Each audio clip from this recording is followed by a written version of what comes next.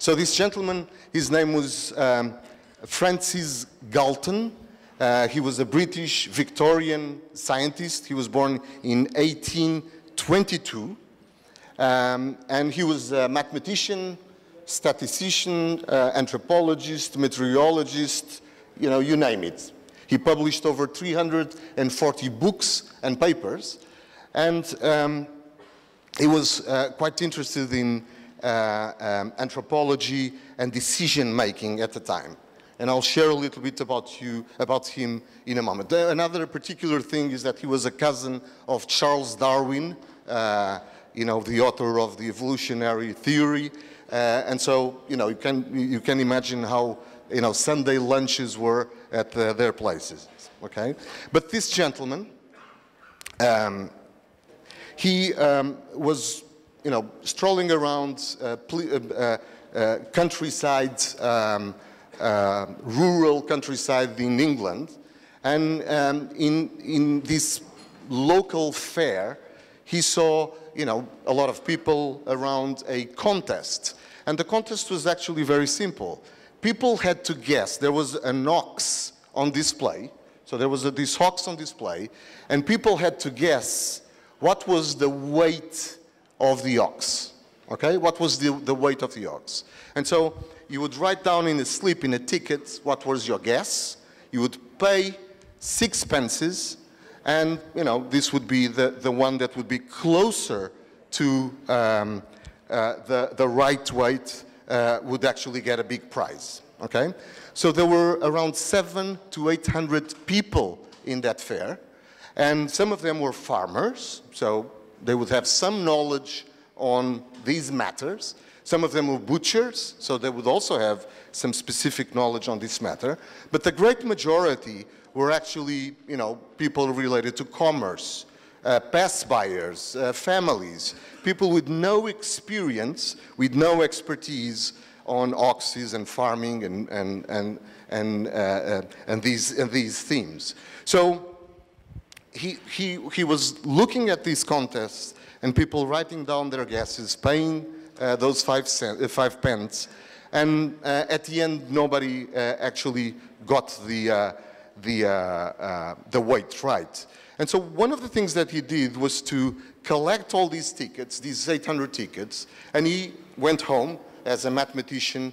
He tried to do some analysis. He ranked all these tickets from high to low to see if there was a bell curve, and there was nothing. He calculated standard deviation, but there was nothing there.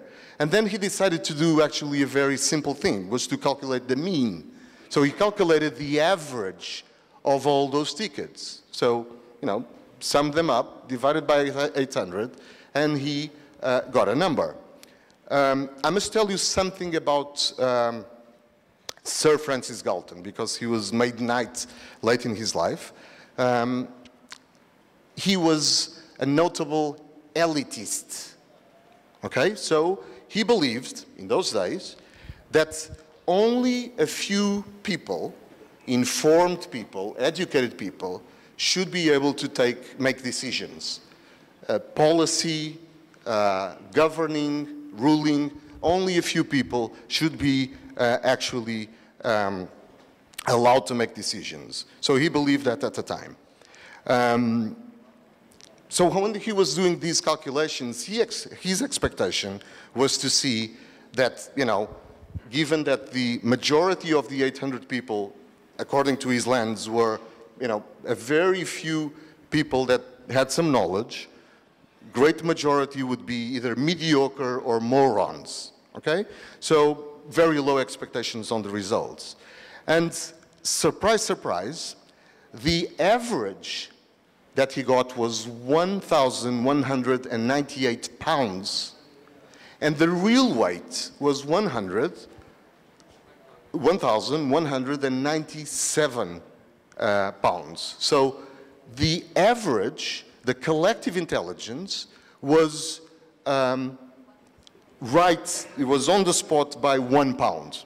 So there was not a single individual that actually guessed the right weight, but collectively, that group of diverse people were the closest to the right weight, okay? And that's an illustration of what collective intelligence or collective wisdom or wisdom of the crowd means. It means, and the definition is, large groups of people, under certain circumstances, they tend to make better decisions than a few experts. So the many, they tend to decide better than the few. Or no small group of experts can actually outrun a large group of people. And, this is probably something that exists since, the beginning of humanity. So this is nothing new. So why is this an emerging topic today, in 2016? Why is it an emerging topic in the last 10 years? It's an emerging topic because before, we were not able to collect the individual contributions of individuals. That's why we invented in corporations the concepts of hierarchy, of organizational structures, because it was impossible to collect individual input. But the fact is that today, things have changed dramatically because of technology. I really like this picture. This is a picture in Rome in 2005, and this is in St. Peter's Square. And the same photograph in the same event in 2013 in St. Peter's Square, same event, same place, you can see the difference between the technology enablement that exists only in less than 10 years. So technology is disrupting the way organizations and business models can tap into the collective wisdom of large groups of people. So there are a lot of examples, and I'm pretty sure that all of you, actually participate, knowing or not knowing, in collective intelligent exercises. For example, Wikipedia. Wikipedia doesn't have sort of the oracle or the individual that knows what's right and wrong. Everyone can contribute to Wikipedia with content, so it's collective input, and everyone can actually decide if the content is right or wrong. So it's continuously edited by a large group of people, by the collective wisdom of literally the world. Okay, the Wikipedia as an example. Waze is an outstanding platform that gathers information from drivers. So imagine, do you have Waze in Karachi? So very simple application. I use it a lot when I travel to Brazil. Brazil, very densely populated and traffic is horrific. So if you complain about Karachi, you should go to São Paulo one of these days. And basically, each car is continuously transmitting through the mobile phone its location, its speed. And individuals also say there's an accident, there's a police stop here, there is a road that is blocked, there is heavy rain here, and all that collective intelligence feeds a central system and then goes back to the platform, suggesting what is the best route from point A to point B. So it's not a Google map, it's actually the crowd feeding the crowd about, with knowledge and with wisdom. Amazon Mechanical Turk, just to give you two more examples, is one. Anyone knows what Amazon Turk is? Mechanical Turk. So it's one of the biggest businesses, at least money-making businesses at Amazon. And basically, and I invite you to actually log in. It's this gigantic platform where anyone can post a job. Okay. Faraz was saying that in a couple of years we will have 40 million people coming into the job market here, just only in Pakistan. And this is actually a great example. Anyone in the world can actually upload a job or a task for a fee. So I want to create this logo for my company, for my new company, and I'm willing to pay $100. Okay? So anyone in this platform, this collective intelligence, collective workforce can say, I'll do it. And so you get different offers, and you can decide which one do you want to actually offer. So it's using the collective workforce, so it's almost like a crowd tasking platform. And finally, Kickstarter, it's a crowdfunding platform. So if you have a project, doctors, Dr. Sarah mentioned that she's looking for funding. You know, there are many crowdfunding platforms where you can say, I have this business and I'm willing to exchange part of the equity of the company for funding. And so you can crowdfund instead of having one big investor. You can have individual investors contributing with, 10 rupees, 100 rupees, 1,000 rupees, whatever they really, whatever they're willing to invest in exchange for equity. So again, the crowd actually engaging, using their own knowledge and wisdom in the decision-making process. Now, I'm going to talk about just one more example of collective intelligence applied in business models. This is a company that I helped co-found 3 years ago, and I'm still one of the investors in this company. The company is called Tradio. Any of you have heard of Spotify? Spotify, everyone? Okay, Spotify. Spotify is a streaming platform, right? You listen to music in typically music that is popular, that is published by a label.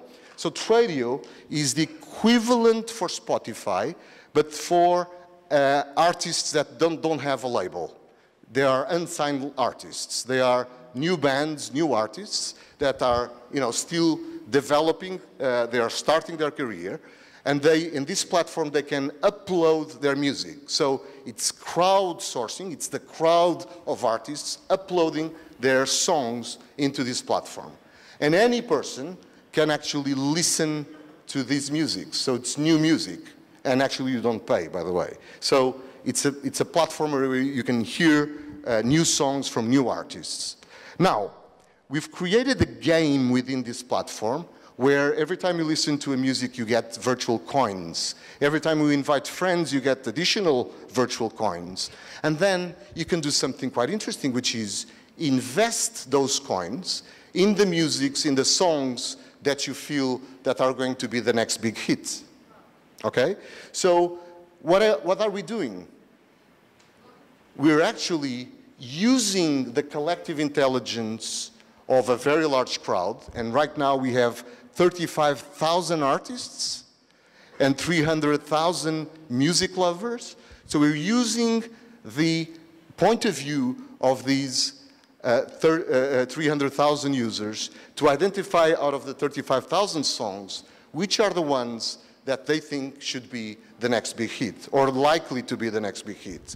And we will take the top 10 of each genre, and we have agreements with Island Records, Sony Music, Universal Records, and the artists get published. So it's again using the collective intelligence to feed with songs and using the collective intelligence to decide which songs actually should make the cut. Okay? This is a company that is now, it's based in Lisbon, London, and now going to the US. And I'm pretty sure that you will hear from them as they are bringing a lot of change in the music industry.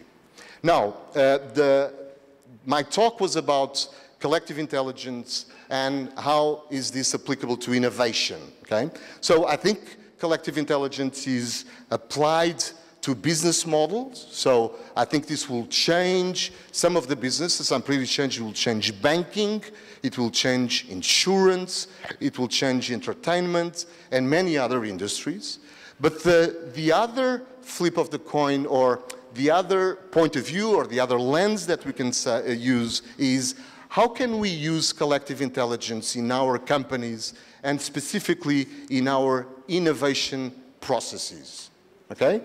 And here, I would like to share with you two insights or two facts. First of all, in the organizations where you work today, where you dedicate, most of your life, this is where you spend most of your time, there is significant knowledge, insights, ideas, experience within that organization that is not being used. Most of you and most of your colleagues, they just show up at work, they do whatever is in the job description, and then they go back, and if they have additional ideas about things that they saw during the weekend, or experience that they had in previous jobs, or learnings from a hobby that they have, or an interest that they have, they simply don't contribute to your organization. So there is significant value that is left on the table every single day. We also know for a fact that more and more, on the top of the agendas of every organization is growth. You know, how do we grow? And how do we differentiate ourselves from our competitors? Because, you know, for many of us, all telecom companies are the same. All the banks, they seem the same. So the differentiation, the fight for differentiation is on the top of the agenda. And I'm pretty sure that this is obvious for you, that growth and differentiation has a direct correlation with the level of engagement of your people. The more engaged is the organization and its people, the more likely we will have ideas around differentiation and growth. So how can we use that collective intelligence and put it in practice? Well, there are a lot of things, a lot of ways of doing it. First of all, is using crowdsourcing, right? So top management has strategic challenges or operational challenges. One easy way of doing it is use the crowd, use the whole organization, from the janitor to the CEO, from people in accounting, supply chain, purchases, sales, you know, everyone contributing with ideas for those particular challenges.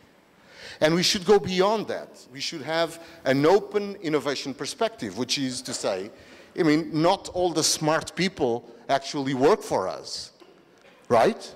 So there are other stakeholders, our suppliers, universities, partners, consumers. We can actually open the invitation to others so that they can contribute with solutions for our challenges, right?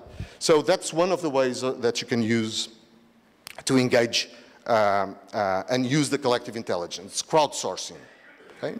The second one is around decision-making. Remember the radio example, right? So people upload songs and the crowd decides what is the best song. You can do exactly the same thing for ideas. So once you have hundreds of ideas to solve a specific problem, you can use again the collective intelligence of a crowd instead of having a committee or the CEO going through all the ideas. You can use the crowds to identify what are the ideas that are worth investing.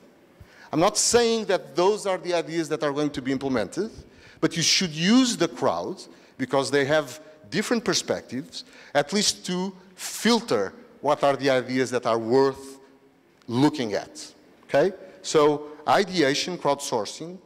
The second one would be decision-making. The third one, I would argue that is about prototyping and experimentation. So one of the things that we can do when we have a new product or a new service, just like Hassan mentioned, or Dr. Assad yesterday, you know, some of the new concepts, or even Dr. Sara with the first MVPs and prototypes, is actually use the wisdom of crowds. You know, will you buy this product? Does this bring value to you? What are the dimensions of the product that you like and dislike? So use the crowds actually to feed in with feedback, and use mechanisms to actually identify if their comments and contributions are real. And you do that through incentives. With the music platform, if you invest in the right idea, your coins actually go up, you know, they multiply. If you invest in the right song, it goes up. If you invest in the wrong song, or if your song is not selected by the label, you lose all the investment. So there's an incentive, there's a game behind it that motivates individuals to participate and make better decisions. And finally, the fourth way to use collective wisdom in innovation process is around crowdfunding.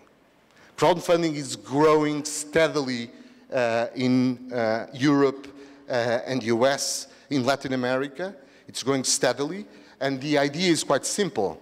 If I have an idea, if I think this is an idea that is worth investing my life with, going back to Alexander and his helicopters, one of the things that actually is working quite well in these regions is about, instead of going to a VC or going to a bank that has all these restrictions about investing in asset-less projects, is actually going to the crowd, going to millions of potential investors, and instead of getting 1 million from a VC, is to get 1 rupee out of a million investors. Okay, and not only you get the investment, but you get 1 million fans, you get 1 million contributors, you get 1 million individuals that are willing to promote your idea, your brand, because they invested in it, okay? And that's also a proof of concept and sort of proof of validation of your concept. So, ideation, decision-making, experimentation, and crowdfunding, I would say, that are very simple applications of collective wisdom, collective intelligence in innovation processes. This is just one example of a company that has been using collective intelligence and collective wisdom. It's called Portugal Telecom. It's the equivalent of PTCA. PTCA. So, but it's a company that, when the mobile and internet boom went up, they decided that they needed to build an innovation culture, and they would use the collective intelligence of the organization to come up with better processes, better customer service, new products and services. Okay? So, because they said, why do we need consultants and why do we need research if, our 11,000 employees actually use phones, and they have families, and they have children, and so they would know, they would have, first-hand insights, right? Why do we need people showing us process improvement when, they are actually there every day? And they have good and bad experiences in restaurants, in utilities, and so they can bring in that experience to our own company and share with us what is a good and a bad experience. And so Portugal Telecom has been working with Hexago, this company that works on collective intelligence, since March 2009. They have over 10,000 active participants, 46 challenges were launched already, 16,000 ideas submitted, 125 ideas were implemented, and the return from those ideas were $40 million, and some of that is actually recurring revenue, because there are savings that perpetuate every year. So this is an example of collective intelligence in practice. So I'll just finish with, Ruben, am I allowed 2 more minutes? 3? 3 minutes. Yeah. So so I'm still an asset for 3 minutes. And this is about losing an asset, okay? This is about totally losing an asset and actually spending money recovering that lost asset. This is another story, and this happens a little bit closer to our age. This happened in May 1968. In May 1968, USS Scorpion, which is a nuclear submarine from the US Navy, simply disappeared in the North Atlantic. So it simply disappeared. So they lost contact with the submarine, and eventually, they found out that the submarine probably sank somewhere in the North Atlantic. And they lost communication for 6-7 hours. So they would guess that the submarine would be on a radius of 32 kilometers. Okay, so think about it, 32 kilometers, and the submarine could be really deep in the ocean, somewhere in that 32-kilometer radius. Now, they sent out ships because it's a nuclear submarine, not like me, a disposable asset, but a nuclear submarine you should make an effort to recover. And so they sent out all these ships to look for additional submarines, so on and so forth. And after 5 months, they decided this is not working. And so a gentleman called John Craver, which is chief scientist at the US Navy, he decided to do something completely different. He gathered all the data that they had collected in the last 5 months. He gathered data on the submarine specs and everything, and then he gathered a crowd. And a crowd of Navy people, a crowd of weather people, a crowd of salvage experts, but also a crowd of mathematicians, scientists of different backgrounds, and he presented all the data. So this is the data that we have. And now I want you individually to look at the data, analyze the data using your lens, your expertise, and come up with three guesses. One is what was the angle, what was the direction, and what was the speed of the submarine when we lost it, okay? And so everyone started making his guesses, and he computed all those guesses and decided, that there was a spot there in the middle where most likely, the submarine would be found. And guess what?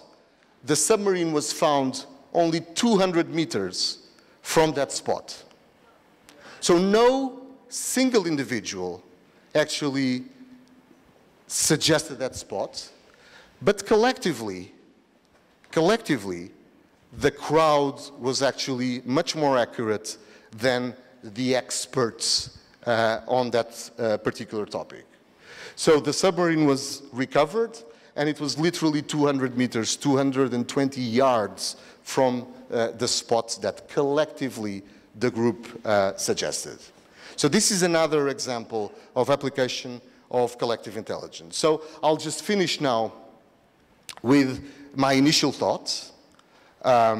First of all, I will make an effort today to take my own takeaways about this event.